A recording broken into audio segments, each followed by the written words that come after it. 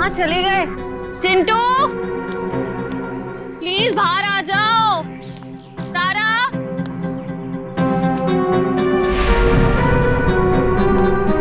चिंटू, तारा।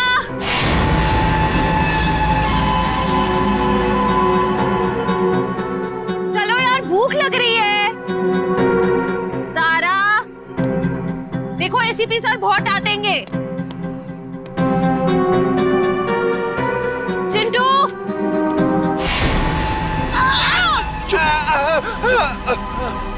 चिंटू, निकल यहाँ से जल्दी। चिंटू,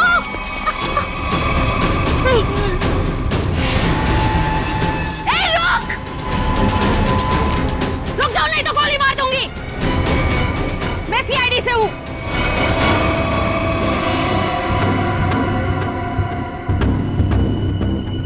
छोड़ दो बच्चों को, नीचे उतारो, नीचे उतार। छोड़ दे। दीदी! ए, रुक! निकल जल्दी। रुक जाओ, चिंटू।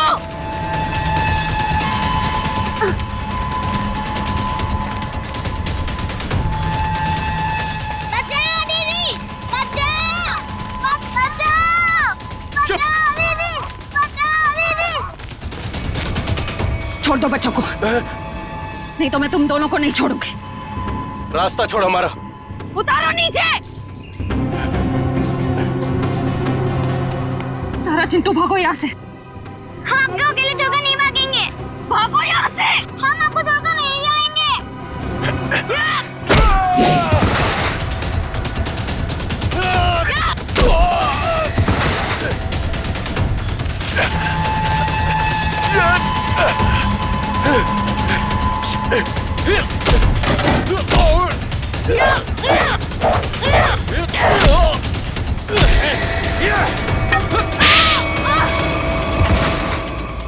छोड़ उसको, चल यहाँ से। हाँ, चल निकल, जल्दी जल्दी कर।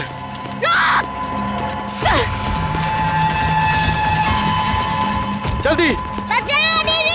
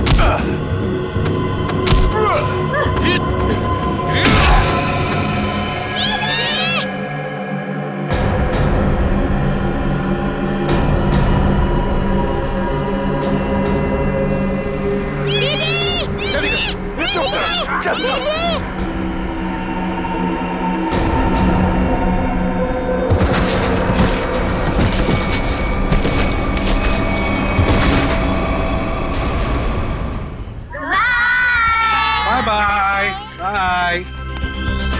नमस्ते। बाय। हाँ? चिंटू और तारा नहीं दिख रहे। चिंटू और तारा दिख नहीं रही, कहाँ गई है? और श्रेया भी दिख नहीं रही है। सर, हाँ? श्रेया मैम जंगल में बॉल ढूंढने के लिए गई हैं, लेकिन अब कहीं नजर नहीं आ रही। इतनी देर तक? काम करते हैं, जंगल में घुसते हैं। हाँ?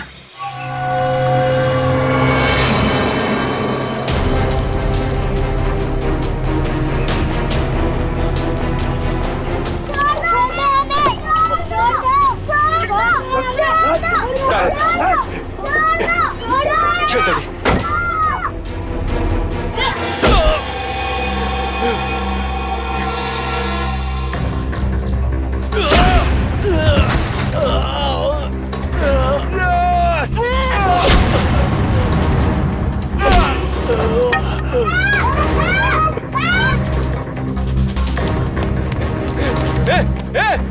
बैग बैग क्या कर रही है? बैग बैग छोड़, निकल यहाँ से। चल जल्दी कर, चल।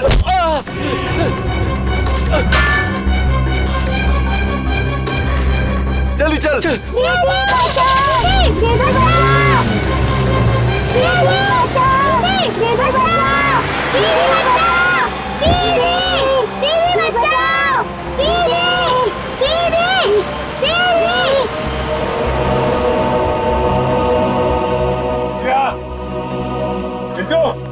श्रेया, तारा, श्रेया, चिंटू, श्रेया, चिंटू, सर, हाँ, देने के सर। क्या सच? सर यहाँ पे खून की बूंदें पड़ी हुई।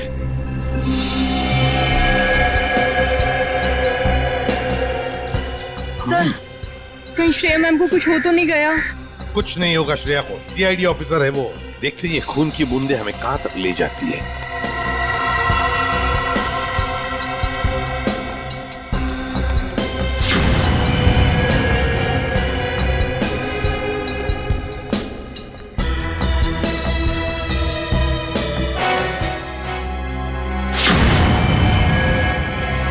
सर मोरिशिया,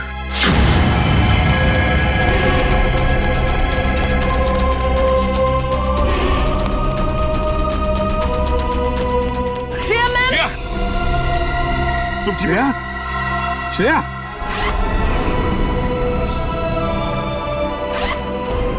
श्रेया, श्रेया,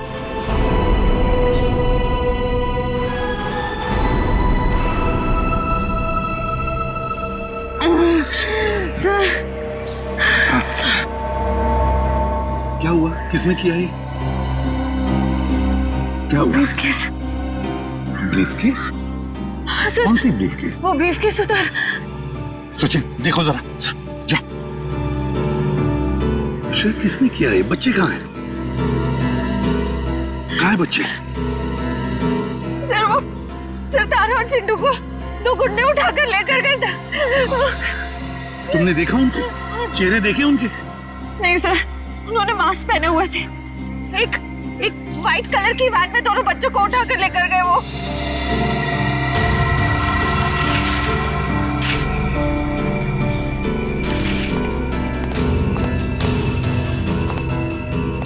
अच्छा वैन का नंबर तो देखा है? नहीं सर, नंबर प्लेट नहीं थी, मगर राइट साइड की टेल लाइट टूटी हुई थी सर। रेड रंग की van, right side tail light टूटी हुई थी ना। इशिता जल्दी से सारे चेक नाइट तुलना को फोन करो और इस गाड़ी के बारे में बताओ, सब कुछ डिटेल में बताओ जल्दी। हाँ सर मैं दोनों बच्चों को बचा नहीं पाई।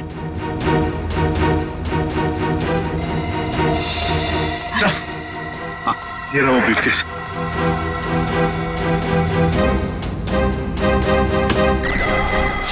माय गॉड,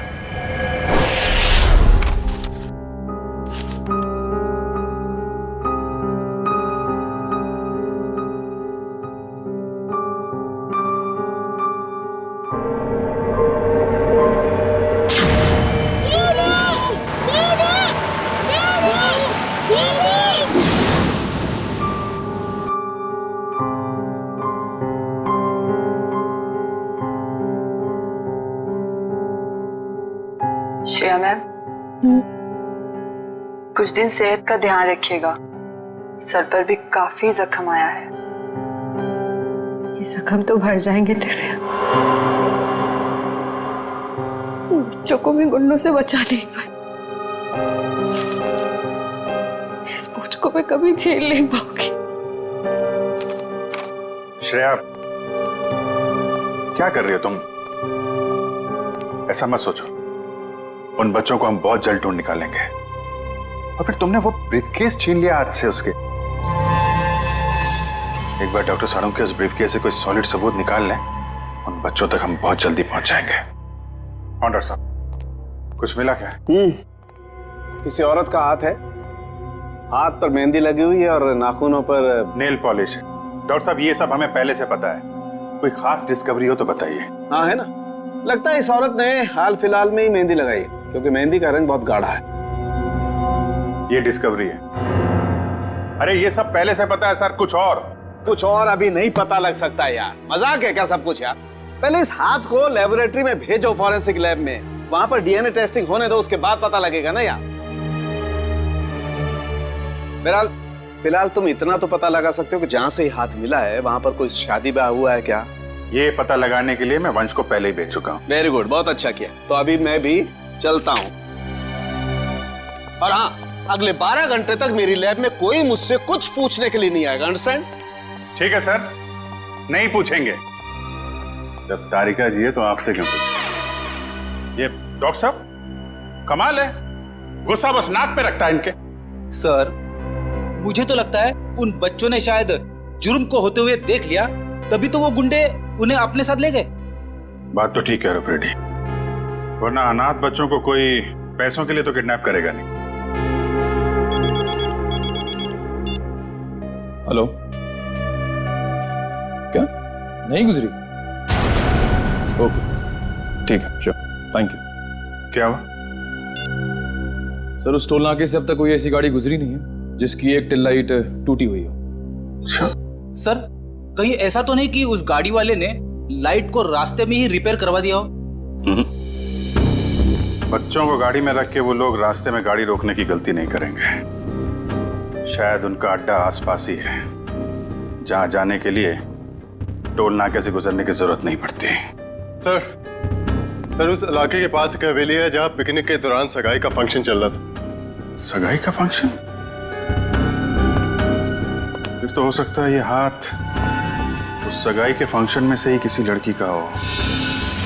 जी हाँ, कल रात हमारी भतीजी प्रियंका की सगाई थी। फिर तो काफी लोग आए होंगे यहाँ। जी नहीं, सिर्फ परिवार वाले थे। सारे परिवार वाले अभी यहाँ पर हैं? हाँ, सिवाय प्रियंका के। आप? मैं प्रियंका का मंगेतर डॉक्टर रमन। रमन जी, प्रियंका क्यों नहीं है? वो दीदी इस वक्त अपने कमरे में सो रही हैं। देखिए हमारा उनसे मिलना बहुत जरूरी है। पर बात क्या? रमन जी, आप हमें सिर्फ उनका कमरा दिखा दीजिए प्लीज। आइए चलिए।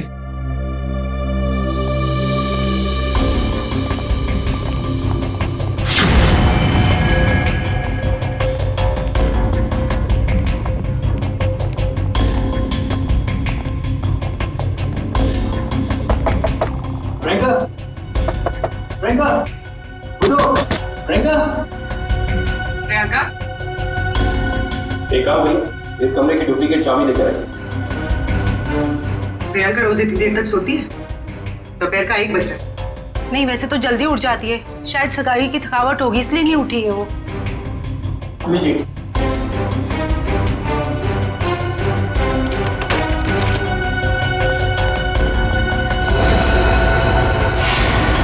प्रियंका, प्रियंका, प्रियंका का हाथ कहाँ गया? प्रियंका, प्लीज प्लीज प्लीज आप हाथ चलिए, sir please. Sir, she is dead. जिस बात का शक था वही हुआ।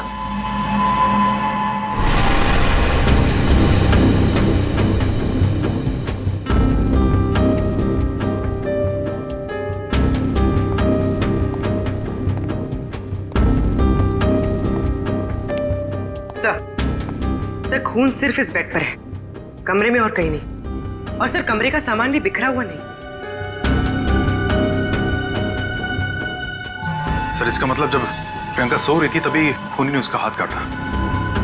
पर जब इसका हाथ काटा होगा तो ये चिल्लाई तो होगी ना? चिल्लाती कैसे निखिल? उसकी गर्दन के निशान साफ बता रहे हैं कि खूनी ने पहले गला दबाकर उसकी जान ली और फिर उसका हाथ काटा। पर अगर खूनी ने प्रियंका को मार ही डाला था, फिर उसका हाथ क्यों काटा? और हाथ काट के उसे ब्रीफकेस में क्यों लेके जा रहा था? एक काम करते, इस कमरे की सही से तलाशी लेते।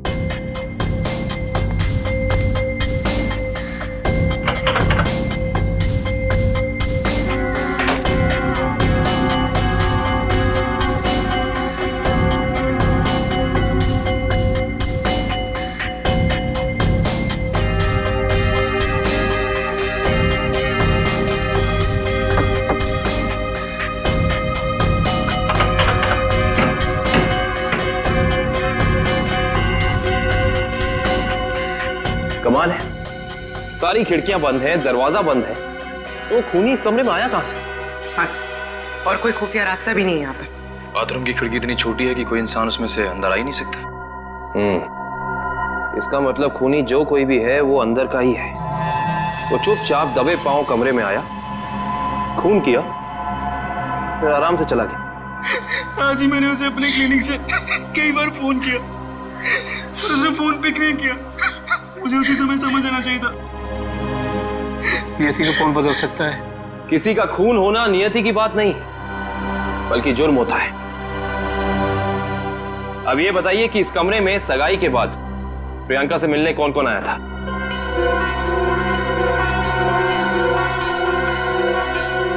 सबकी जबान पे तो ताला लग गया। इस ताले को खोलने का तरीका है हमारे पास। इस कमरे के बाहर जो सीसीटीवी कैमरा लगा है, उसकी फुटेज हमें बताएगी कि इस कमरे में कौन कौन आया और कौन कौन गया।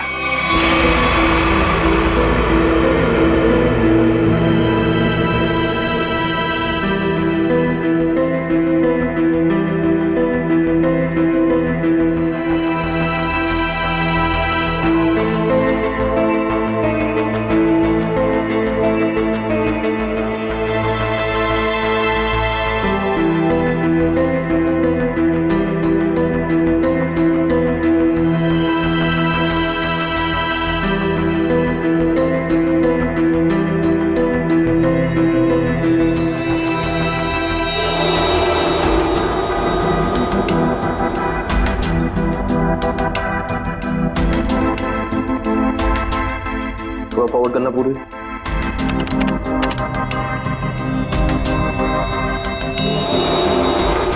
पॉज करना।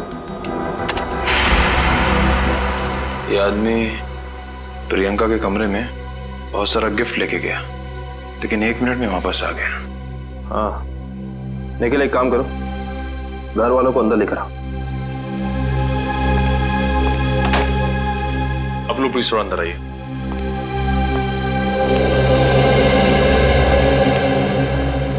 आइए। आप लोग इस आदमी को जानते हैं?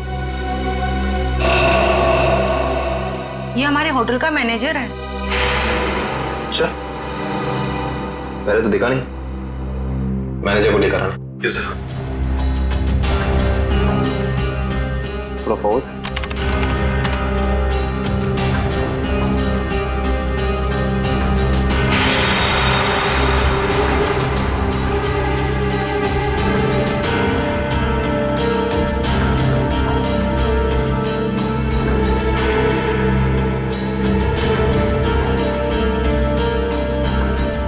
वो भी थोड़ा फॉरवर्ड कर।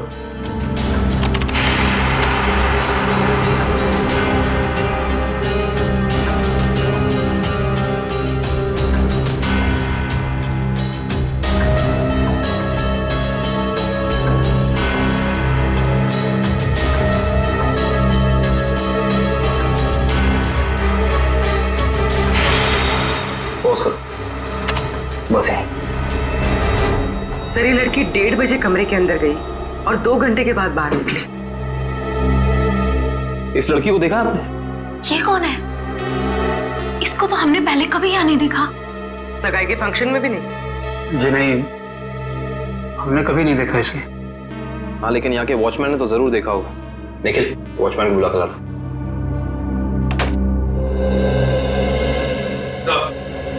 सब जगह देख लिया मगर मैनेजर कहीं मिला नहीं सर। मिला नहीं? सुबह तो यही था, शायद मार्केट गया होगा सब्जी लेने के लिए। कमाल है, पहली बार सुन रहा हूँ कि इतने बड़े होटल का मैनेजर बाहर सब्जी लेने जाता है। ये इस होटल के वॉचमैन का नाम है रिंकू। रिंकू जी, इस होटल के मैनेजर को तुमने यहाँ से बाहर जाते हुए देखा था? नहीं सर। इस लड़की को देखा था? हाँ सर, ये तो वही लड़की जो कल रात प्रियंका मैम से मिलने आई थी। क्या कोई भी यार घर आएगा प्रियंका से मिलने और तुमने अंदर जाने दिया? नहीं साहब, हमने पहले प्रियंका मैम को फोन किया उनके रूम में, उन्होंने बोला आने दो, तो हमने आने दिया। इसका मतलब प्रियंका इस लड़की को जानती थी और आप लोग कह रहे हैं कि आप इस लड़की को जानते नहीं। रिंकू एक बात बताओ, ये लड़की कल होटल अपनी गाड़ी से आई थी या फिर? सर ये लड़की टैक्सी से आई थी। टैक्सी? उस टैक्सी का कोई नंबर रिकॉर्ड किया तुमने, कहीं लिखा कुछ? हाँ साहब, मैं होटल के अंदर जितनी भी टैक्सी आती है उनका नंबर लिख के रखता हूँ रजिस्टर पे। ये फोटो ध्यान से देखो, ये लड़की कल रात तुम्हारी टैक्सी में बैठी थी। आप लोग कौन? हम लोग सीआईडी से। सीआईडी साहब, मुझे तो इस पे पहले से ही शक था कि लड़की में कोई गड़बड़ है।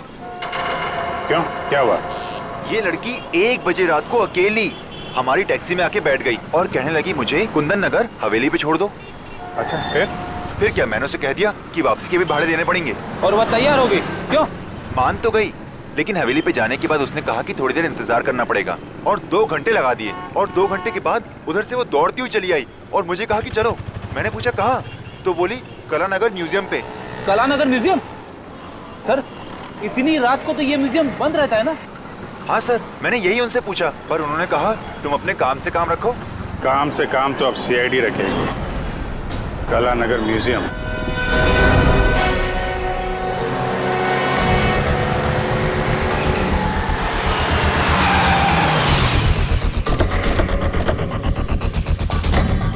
टोल नाके से पहले यही वो घना जंगल है जहाँ पे वैन छिपाई जा सकती है। हाँ सचिन, वैन यहीं कहीं होनी चाहिए, चेक करना पड़ेगा।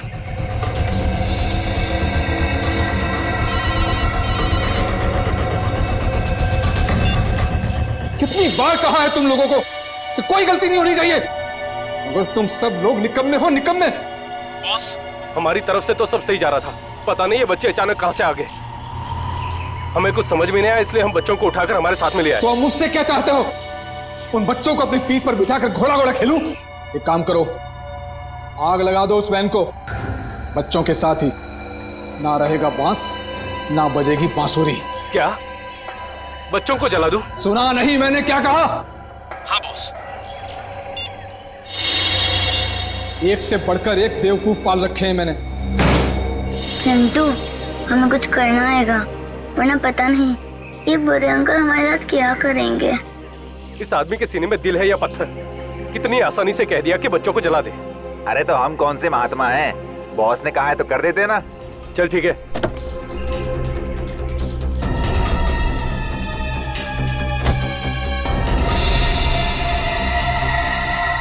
ए जल्दी करना। अरे रुकना, हलवा है क्या? कर रहा हूँ ना। ये ले पकड़। चल जल्दी से डाल।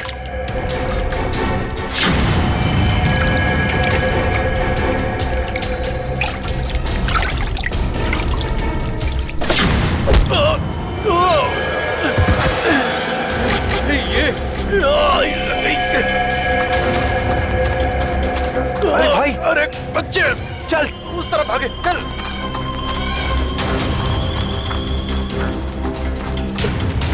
जल्दी कर, कहाँ गए? जा उधर देख।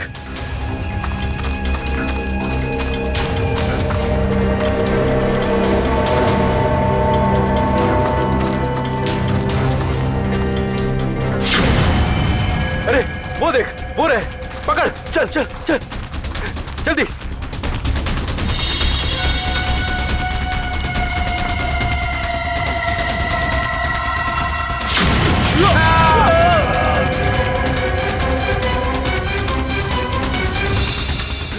पूरे हाँ, चल चल।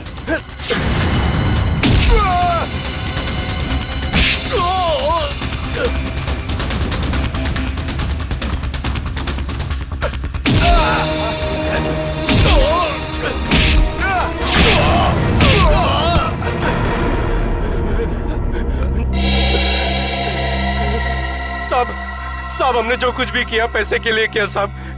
हम असली गुनहगार नहीं है साहब, वो बच्चों ने हमारा चेहरा देख लिया था।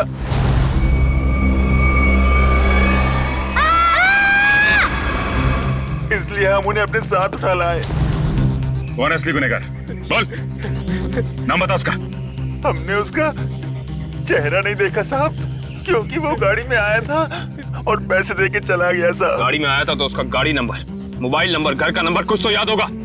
साहब उसका मोबाइल नंबर है मेरे पास। देखो, जल्दी निकाल। देता हूँ साहब, ये वाला सर। है कौन ये मिस्टर एक्स?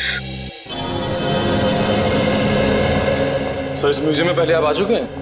हाँ, एक बार आया दया के साथ। तो वैसे मुझे भी म्यूजियम में आके एंटीक चीजें देखना काफी पसंद है सर। फिलहाल हमें तो ये पता करना है कि वो लड़की इस म्यूजियम में क्या करने आई थी। सॉरी, एक मिनट। सॉरी बोला ना, गलती से धक्का लग गया। एक मिनट।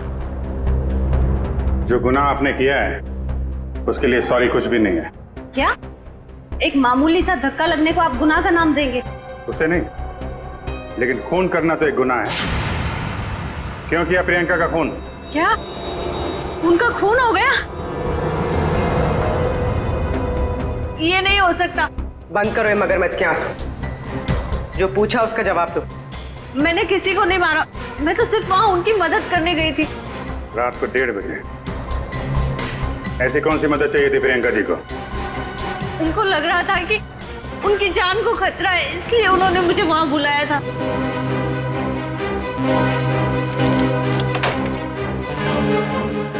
थैंक गॉड तुम आ गई। मगर हुआ क्या? इतनी रात गए बुलाया, क्या हुआ? कुछ तो बताओ, क्या हुआ? तुम इतनी टेंस क्यों नजर आ रही हो? मेरी जान को खतरा है। क्या? मगर किससे? ये सब बातें करने का बिल्कुल वक्त नहीं है। ये बताओ, जो सामान मैंने तुमसे मंगवाया था तुम लेकर आई हो, अब फटाफट मेरे लेफ्ट हैंड का प्रिंट ले लो। Do it fast.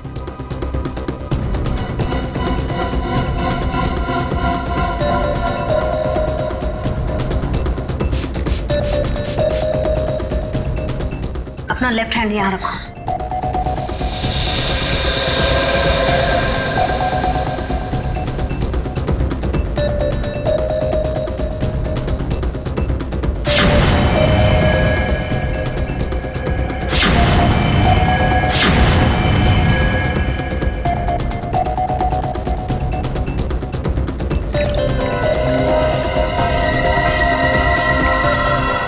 देखो, अभी तक तुमने मेरी बहुत मदद की है। मेरा एक और काम कर दोगी प्लीज? काला नगर के म्यूजियम में जाके ये हैंडप्रिंट और अंगूठी मिस्टर सुमेश को जाकर दे देना प्लीज। पर ये सब क्यों? ये सब मैं तुम्हें अभी नहीं बता सकती। तुम अभी जाकर म्यूजियम में मिस्टर सुमेश को मिलोगी। जी राजकुमारी जी। और सुनो, काम हो जाने के बाद ये अंगूठी मेरे सिवाय किसी को मत देना। अगर मुझे कुछ हो जाए तब भी नहीं, ओके?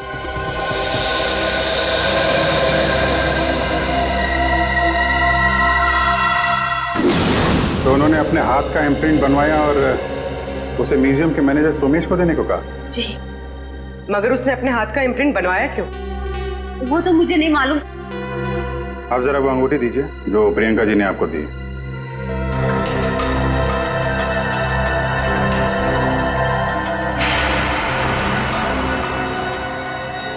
ये तो काफी अनमोल लगती है। सर ये अंगूठी, वो कटा हुआ हाथ, ये म्यूजियम, सर कुछ समझ में नहीं आ रहा है। इसका जवाब तो अभी ये मैनेजर सोमेश जी देंगे। ये बहुत प्रसिद्ध और पुरानी पेंटिंग है। राजा रवि प्रताप ने इसे बनवाया था। इस तरह की कलाकारी करने का उसे बहुत शौक था। Mister Somesh. Yes. CID. CID? क्या बात है सर? जरा इधर आइए, आपसे कुछ बात करनी थी। कीजिए ना सर, मुझसे कोई गलती हुई क्या? नहीं, वो बात नहीं है। आप जरा ये अंगूठी देखिए, इसे पहचानते हैं? जी हाँ, ये राजकुमारी प्रियंका जी की अंगूठी है। आपके पास कैसे आई? ये हमें रागनी ने दी है। अभी गई है ना म्यूजियम से बाहर, वो ये अंगूठी और राजकुमारी के हाथों का इम्प्रिंट लेके आई थी, है ना? जी हाँ, इस म्यूजियम में काफी सारे राजघरानों के जो यहाँ के ट्रस्टीज हैं उनके पर्सनल लॉकर्स हैं। जब कभी खास एग्जीबिशन होता है तभी हमारे लॉकर में रखे हुए पुश्तानी हीरे जेवरात हम उसमें पेश करते हैं। लेकिन लॉकर्स खोलने के लिए लॉकर्स के मालिक को आना पड़ता होगा ना यहाँ पे? जी नहीं, ये जरूरी नहीं। कभी कभी मालिक अपने खास आदमी को भेजकर लॉकर खुलवाते हैं, क्योंकि यहाँ फुल सिक्योरिटी है और हर एंटीक रजिस्टर है। I see। हम वो प्रियंका जी का लॉकर देख सकते हैं? क्यों नहीं, आइए।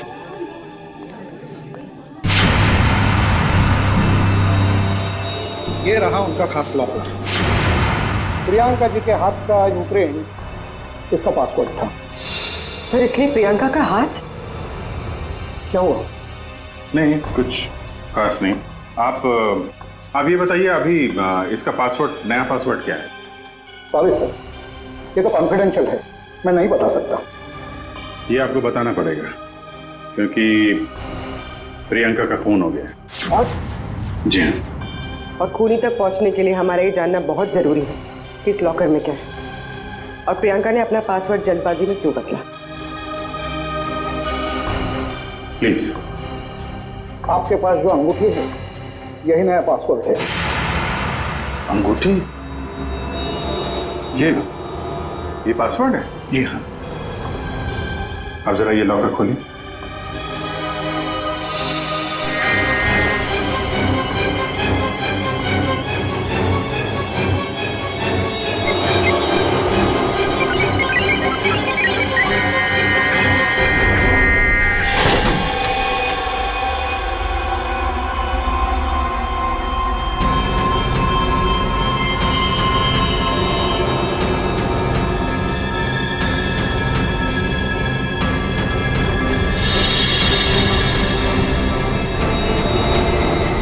इतने सारे जेवर?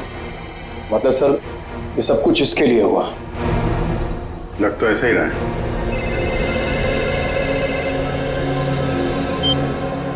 हाँ बताओ। गुंडों के पास से जो नंबर मिला था वो कुंदनपुर के होटल के मैनेजर का है? Very good very good. नहीं मिलते हैं उससे मिलते हैं।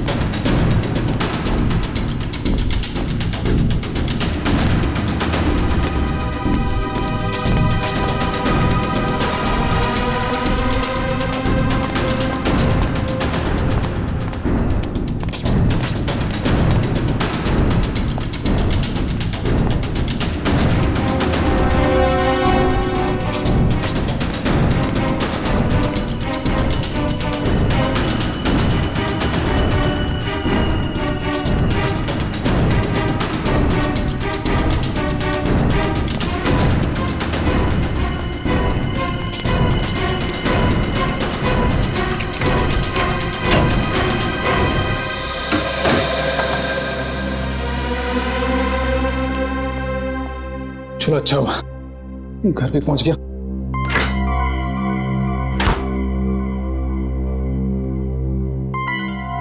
किसी ने देखा भी नहीं सिवाय हमारे सीआईडी। हाँ सीआईडी। चल बैठ। बोल, राजकुमारी का खून क्यों किया तूने? मैंने राजकुमारी को नहीं मारा सर, मैंने तो जो किया वो उसके कहने पे किया। किसके कहने पे किया? पता नहीं सर, मुझे तो एक पर्ची मिली थी, उस पे लिखा था कि मैं राजकुमारी के कमरे की खिड़की खुली छोड़ दूं। अच्छा, ताकि खूनी कमरे के अंदर जाए, राजकुमारी का खून करे और खिड़की के बाहर से खिड़की बंद ऑटोमेटिक, किसी को पता भी नहीं चलेगा। जी। अच्छा, उसने तुझे पर्ची दी और तूने काम कर दिया। असली बात बता, क्यों किया तूने? सर वो उसने मुझे धमकी दी थी कि अगर मैंने उसकी मदद नहीं की तो मेरे अतीत के बारे में सबको बता देगा कि मैं जेल गया था। अच्छा, जेल जाके भी सुधरा नहीं है? पर्ची कहाँ है? सर वो तो मैंने फाड़ के फेंक दी। फाड़ के फेंक दी? वो तो फाड़नी ही थी। तुझे एक पर्ची पे धमकी दे दी, तूने इतना बड़ा काम कर दिया, ये हो नहीं सकता। असली बात बता, क्यों किया तूने ये सब? बता। देखिए सर, मैं सच कह रहा हूँ, मुझे कुछ नहीं पता सर। ये ऐसे नहीं मानेगा इसको तो मैं। नहीं, रुको। तुम लोग जरा बाहर जाओ, मैं संभालता हूँ इसको। सर बाहर बहुत पब्लिक है, कहीं बाहर ले चलो। बाहर काम मैं संभाल लूंगा। चल जा।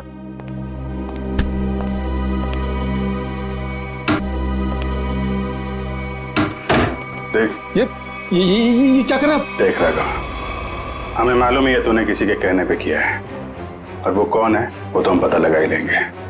इसलिए तेरा जिंदा रहना कुछ जरूरी नहीं है। तो ऊपर चला जाएगा तो धरती से एक पापी कम हो जाएगा। बोल क्या करना है, बताते हैं? मुझे नहीं पता मुझे बता दो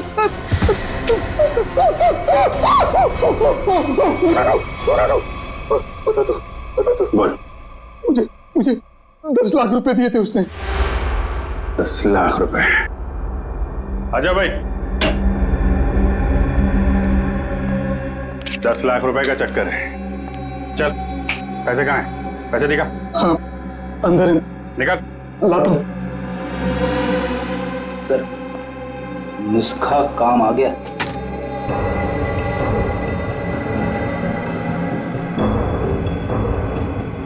सर, इसमें से तो अजीब सी गंध आ रही है, जैसे हॉस्पिटल में दवाइयों की आती है।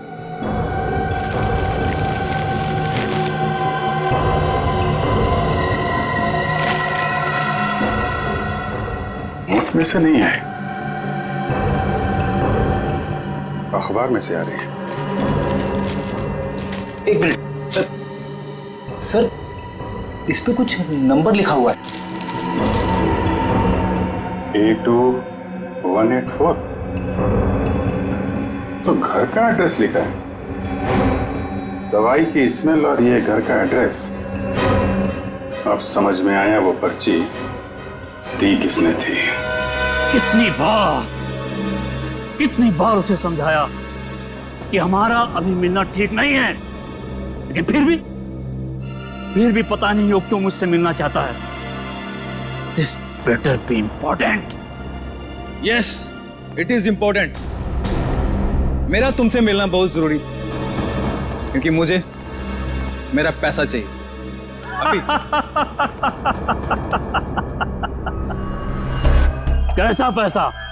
पैसा कैसा होता है अब ये भी तुम्हें समझाना पड़ेगा।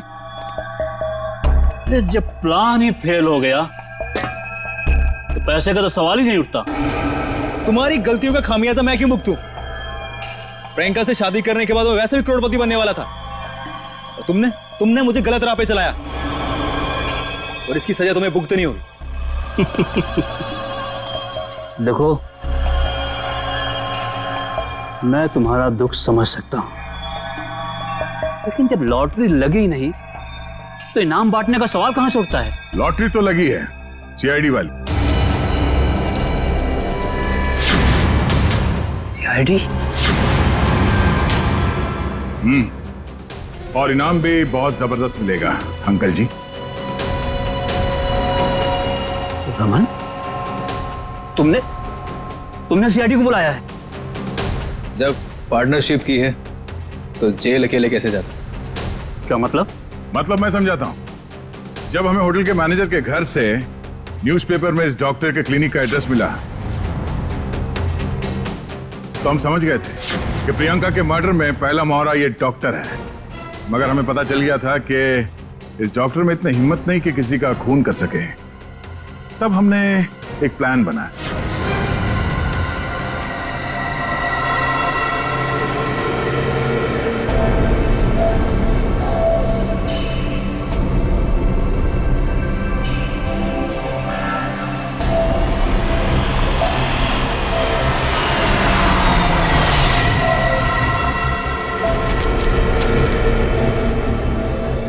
तुम्हारा भांडा फूट चुका है। अपनी भलाई चाहते हो तो मुझसे मिलने आओ, वरना सीआईडी को सब बता दूंगा।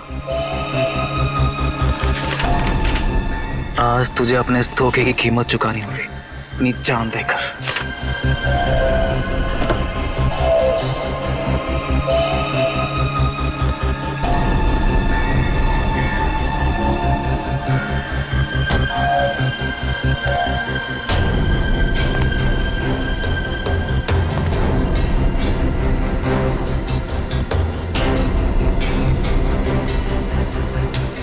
कहाँ हो तुम? अब चूहे की तरह बिल में छिपके क्या बैठ गए हो? लो, मैं आ गया। क्या हुआ? डर गए क्या? अब डरने की बारी तुम्हारी है।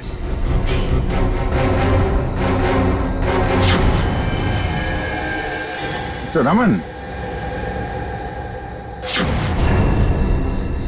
राजकुमारी प्रियंका के होने वाले दूल्हे,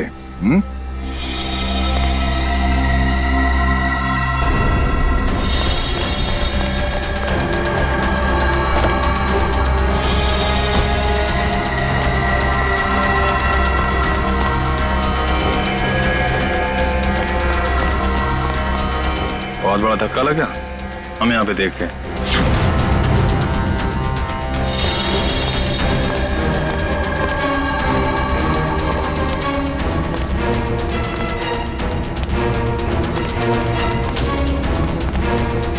ये चिट्ठी हमने ही भेजी थी।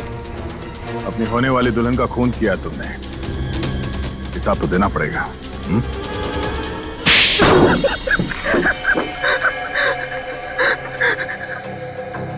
ठीक कह रहे आप लोग, हमने ये सब प्रियंका की दौलत पाने के लिए किया था। हाँ, और अब फटाफट अपने पार्टनर का नाम बता दे जिसके साथ मिलके तूने ये पूरी खिचड़ी पकाई है। चलो अब फांसी के फंदे के लिए तैयार हो जाओ। अरे इसके पहले मैं तुम लोग को ऊपर पहुंचा दूंगा।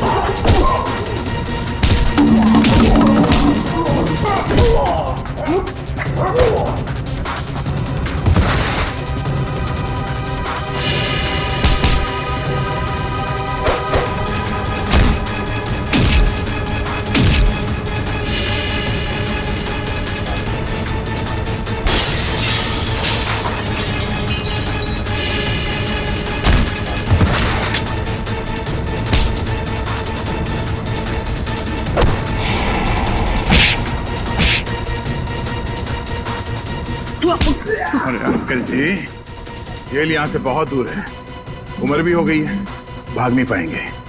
सीआईडी की जीप में छोड़ देते हैं आपको।